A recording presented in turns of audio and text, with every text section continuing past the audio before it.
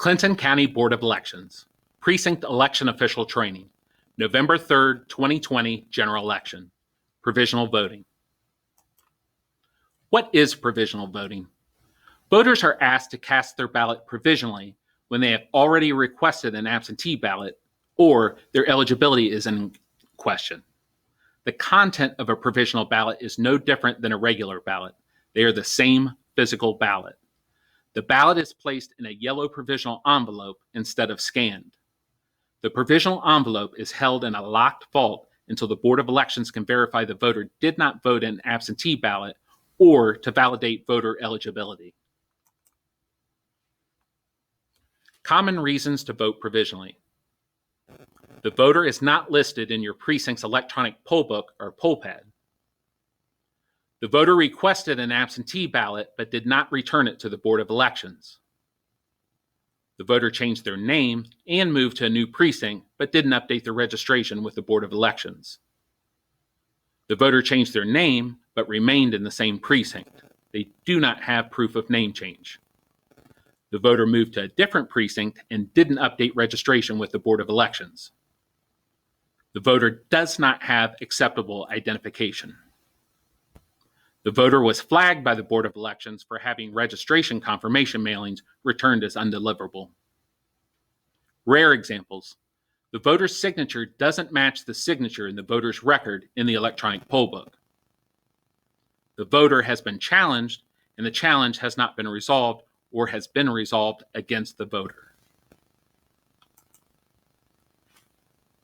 Myth. If you vote provisionally, your ballot is only counted if there is a tie. Truth. All ballots cast provisionally are carefully reviewed, and if the voter is eligible to vote in Ohio, the vote is counted in the final official certified results. The Board of Elections verifies the voter's eligibility and ensures no duplicate voting has occurred in another county. Poll pad provisional processing. The following are the suggested steps for processing a provisional voter. The voter enters the polling location and is identified as a provisional voter.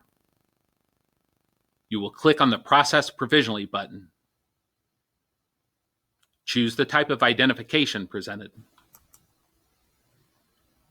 Verify the voter's address and name match the identification.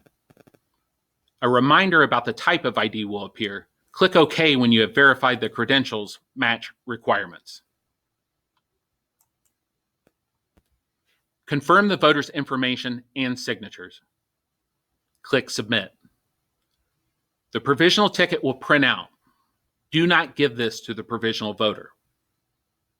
A precinct election official will escort the voter to the provisional table to begin completing the yellow provisional ballot envelope.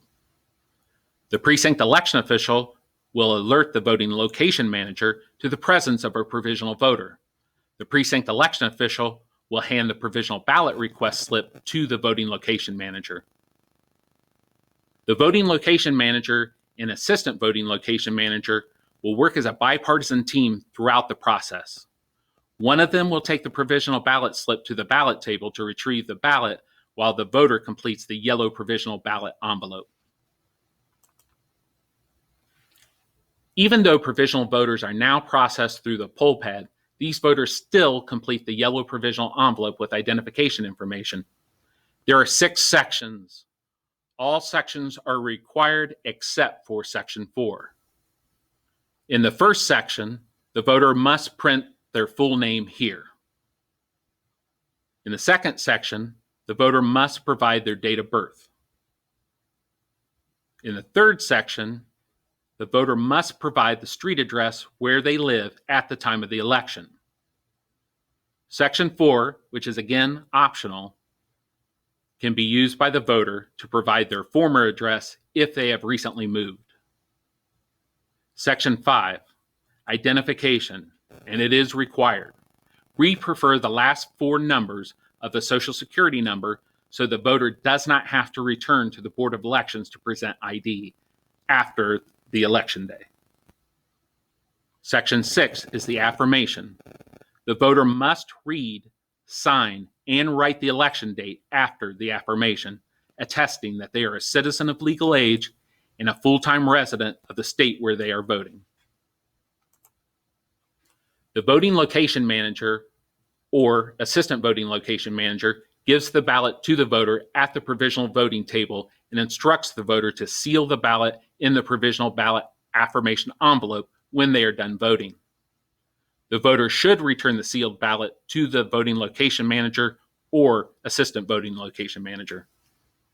The voting location manager or assistant voting location manager receives the sealed provisional ballot affirmation envelope from the voter, issues them a provisional ballot notice, Form 12H, and directs them to the polling place exit. The voting location manager or assistant voting location manager places the voter's sealed provisional ballot affirmation envelope in the voted precinct's yellow canvas provisional ballot bag stored at the precinct ballot supply table. Presenting voter ID to the Board of Elections after Election Day. If a voter cast a provisional ballot because they did not provide or were unable to provide acceptable voter identification, they must appear at the Board of Elections within 7 days after the election to provide identification for their ballot to be eligible to be counted. However, if the voter provides the last 4 digits of their Social Security number, this satisfies the ID requirements for provisional voting. If the voter provides the last 4 digits of their Social Security number, they do not have to appear at the Board of Elections within the 7 days after the election to provide any additional identification. Click on the link in the notes under this video to take the quiz.